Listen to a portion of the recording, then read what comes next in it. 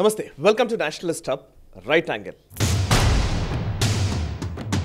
Actually ఇప్పుడు అంతటా కూడా తెలంగాణ ఎన్నికల గురించి లేకపోతే దేశవ్యాప్తంగా ఆయా రాష్ట్రాల్లో వచ్చిన ఎన్నికల ఫలితాల గురించి గత నెల రోజులుగా మీరు నేషనలిస్ట్ హబ్లో చాలా కథనాలు మీరు చూస్తూ ఉన్నారు. మేము చేస్తున్న రిపోర్ట్స్ను కూడా మీరు గమనిస్తూనే ఉన్నారు. అయితే ఒకవైపు ఆయా రాష్ట్రాల్లోని ఎన్నికల హడావిడి నడుస్తున్న టైంలోనే ఇంకొక వైపు మన శత్రు దేశాల్లో తలదాచుకున్నటువంటి శత్రు మూకలు ఒక్కొక్కరిగా ఏరివేయబడుతున్నారు.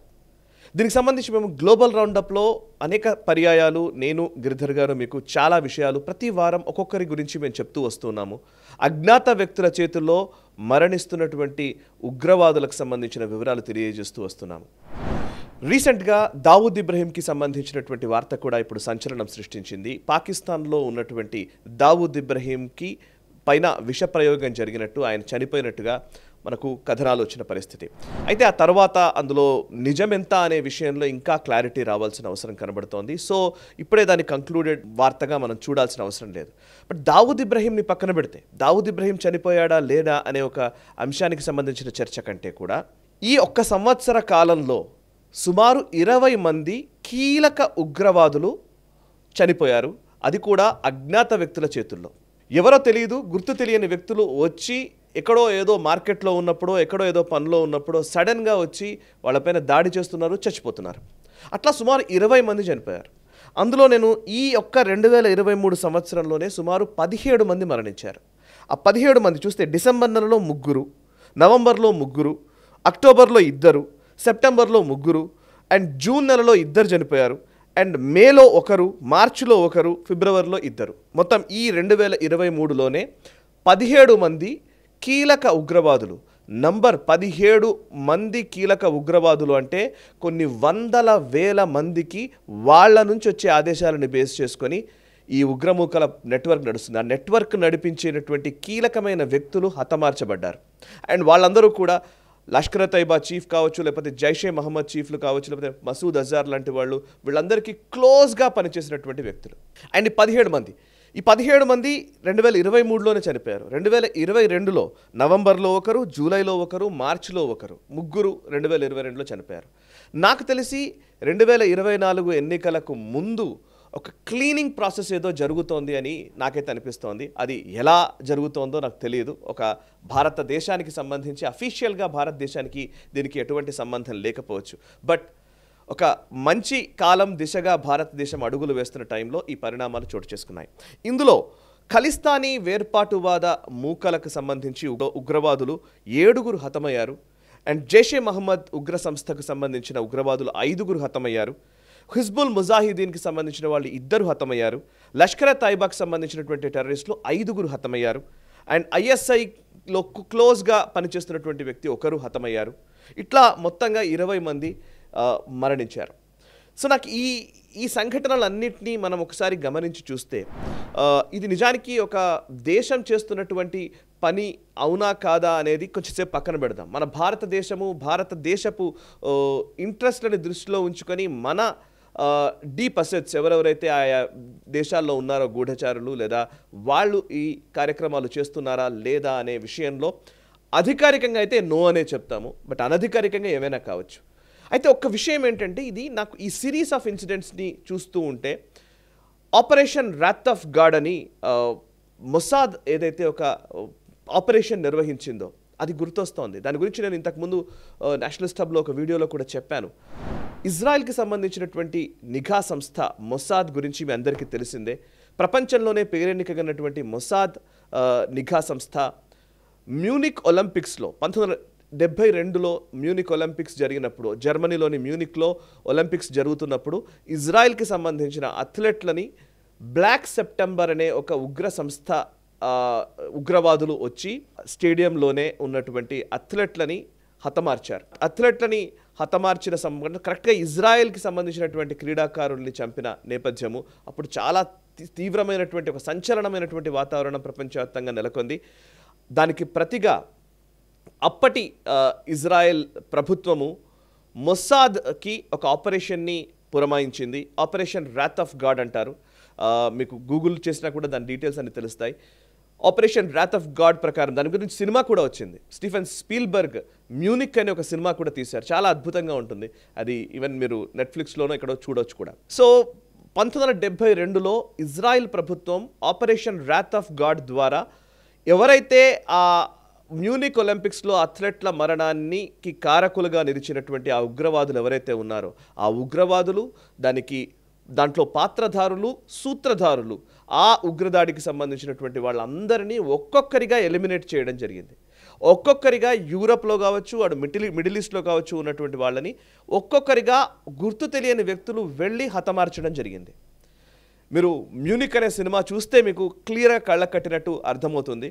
సో అలాంటి ఒక సినీ ఫక్కీలో ఒక రకంగా చెప్పాలంటే మొసాద్ నిర్వహించినటువంటి ఆపరేషన్ని తలపించే విధంగా భారత వ్యతిరేక శక్తుల్ని అంతమొందించే కార్యక్రమం ఏమైనా జరుగుతోందా? సరే, అక్కడ ఇజ్రాయెల్ అంతర్జాతీయ నిఘా సంస్థ అనేటువంటి మొసాద్ నిర్వహించింది.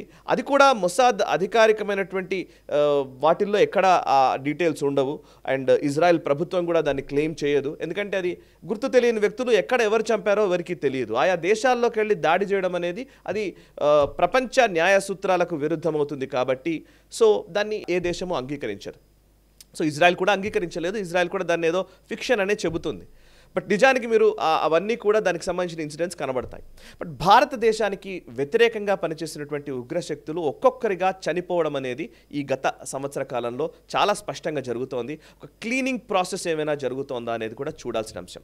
ఇక national security adviser Ajit Doval పాత్ర మీరు ఊరి సినిమాలో చూస్తే మీకు కనపడుతుంది. అందులో ఆపరేషన్ రాత్ ఆఫ్ గాడ్ గురించిన ఒక మాట కూడా అజిత్ దోవల్ పాత్ర ద్వారా ఆ దర్శకుడు చెప్పించారు. ఊరి సినిమాలో చూస్తే గుర్తుంటుంది. సో నేను జస్ట్ లింక్ చేశాను అంతే. సరే, ఇప్పుడు ఇక్కడ ఎందుకు ఇదంతా మాట్లాడుతున్నాము అంటే బేసికల్లీ ఒక డిసైసివ్ గవర్నమెంట్ ఉన్నప్పుడు, అంటే ఒక నిర్ణయాత్మక ధోరణిలో వ్యవహరించే ఒక ప్రభుత్వం ఉన్నప్పుడు ఇలాంటి ఒక అభిప్రాయాలు రావడం సర్వసాధారణం. ఈవెన్ ప్రపంచ దేశాల నుంచి కూడా ఒక రకంగా ఆరోపణలు, ఈవెన్ అమెరికాకు సంబంధించి ముఖ్యంగా ఈ గుర్పట్వంత్ సింగ్ పన్నును కూడా అలాగే హతమారుస్తారేమో అనే ఒక కోణంలో అమెరికా ఆల్రెడీ వార్నింగ్ చేయడము. అండ్ నిజ్జర్ హత్య తర్వాత కెనడా ప్రభుత్వం ముఖ్యంగా జస్టిన్ ట్రూడో ఈ మధ్యన ఒక స్టేట్మెంట్ కూడా ఇచ్చారు. నిజ్జర్ హత్య తర్వాత నేను మాట్లాడకపోతే ఇలాంటివి ఇంకా సీరియల్గా జరిగే అవకాశం ఉంది కాబట్టి నేను మాట్లాడానని కూడా ఆయన అన్నారు. సో ప్రపంచ పరిణామాల్ని, ప్రపంచ దేశాలకు ఉన్నటువంటి ఆ స్వభావాన్ని దృష్టిలో ఉంచుకొని మనం భారత ప్రభుత్వాన్ని దీనికి అంటకట్టకపోయినప్పటికీ బట్ జరగాల్సిన పని మాత్రం జరుగుతోందని మాత్రం చెప్పాలి. నిర్ణయాత్మకమైన ప్రభుత్వం గురించి మనం ఎందుకు మాట్లాడుకోవాలి అనంటే ఈ అంశానికి సంబంధించి అసలు కొన్ని కీలకమైన సంచలనమైనటువంటి అంశాలు నేను చెబుతాను. బి రామన్ అనే ఒక వ్యక్తి, వారు అడిషనల్ సెక్రటరీ ఆఫ్ క్యాబినెట్ సెక్రటరియట్గా పనిచేశారు గతంలో. అండ్ 1988-94 మధ్యకాలంలో head of counter terrorism division of RNAW research and analysis వింగ్లో అండ్ కౌంటర్ టెర్రరిజం డివిజన్కి సంబంధించి ఆయన హెడ్గా పనిచేశారు 1988 నుంచి 94 మధ్య. ఆయన గతంలో ఒక పుస్తకం రాశారు, the Kao boys of RNAW down memory lane అనే పేరిట ఒక పుస్తకాన్ని రాశారు. The Kao boys of RNAW అంటే మీకు అందరికీ తెలిసే ఉంటుంది ఆర్ఎన్ కావో గురించి. ఆర్ఎన్ కావో గారు మొట్టమొదట రీసెర్చ్ అండ్ అనాలిసిస్ వింగ్ ఏర్పాటుకు ఆయనే కారకులు, ఆయన వ్యవస్థాపకులు. అండ్ ఆర్ఎన్ కావో నిర్వహించినటువంటి గొప్ప కార్యక్రమాలు లేదా ఆయన తీర్చిదిద్దినటువంటి అనేక మంది గూఢచారుల వ్యవస్థ లేకపోతే ఆ నిఘా వ్యవస్థ RNAW ఈరోజు ఇంత గొప్పగా పనిచేస్తుంది అని అంటే కనుక ఆయనే ఫౌండర్. సో ఆయన ఆధ్వర్యంలోనే చాలా మనము పెద్ద పెద్ద థ్రెట్స్ని కూడా మనం ఎదుర్కొన్నాము. సో ఆర్ఎన్ కావోకి సంబంధించినటువంటి టీం గురించి ఎక్స్ప్లెయిన్ చేస్తూ, ఆయన ఎలా పనిచేస్తారనే దాన్ని ఎక్స్ప్లెయిన్ చేస్తూ బి రామన్ గారు పుస్తకం రాశారు. సో ఆ పుస్తకంలో ఆయన ఒక కీలకమైన విషయాన్ని మెన్షన్ చేశారు. అదేంటంటే అప్పటి ప్రధాని మొరార్జీ దేశాయ్ కాలంలో 1977 నుంచి 79 మధ్య కాలంలో మొరార్జీ దేశాయ్ ప్రధానిగా పనిచేశారు.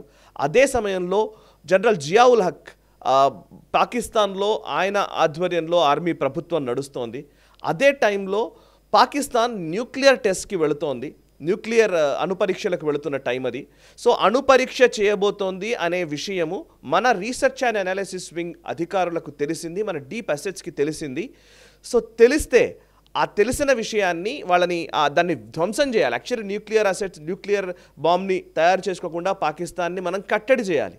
సో మన డీప్ అసెట్స్ చేయడానికి సిద్ధంగా ఉన్నప్పుడు మొరార్జీ దేశాయ్, అప్పటి ప్రధాని మొరార్జీ దేశాయ్ డైరెక్ట్గా జనరల్ జియావుల్ హక్కి ఫోన్ చేసి, పాకిస్తాన్ ఆర్మీ జనరల్ అయినటువంటి జనరల్ జియావుల్ హక్కి ఫోన్ చేసి హానెస్టీ పేరిట మేము నిజాయితీగా ఉంటాము, మీ విషయం మాకు తెలిసింది అని చెప్పారు.